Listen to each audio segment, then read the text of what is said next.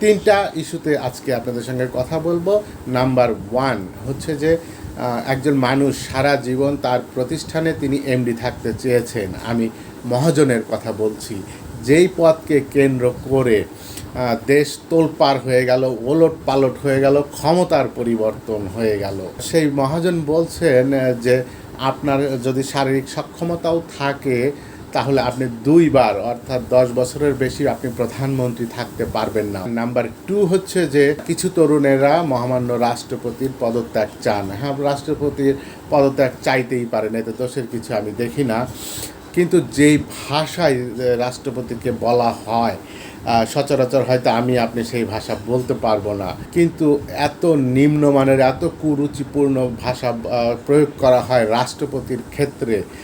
কারণ হচ্ছে যে রাষ্ট্রপতি শেখ হাসিনার নিয়োগ করা।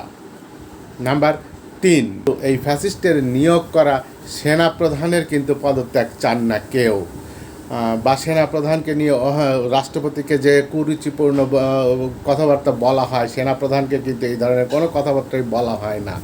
কারণ কি, সেনাপ্রধানের বিরুদ্ধে যদি এরকম বক্তব্য দেওয়া হয় তাহলে সেখানে প্যাদানির ব্যবস্থা আছে। এই ভয়েই সেনাপ্রধানকে নিয়ে কিছু বলেন না। আপনার মন্তব্য জানাতে পারেন।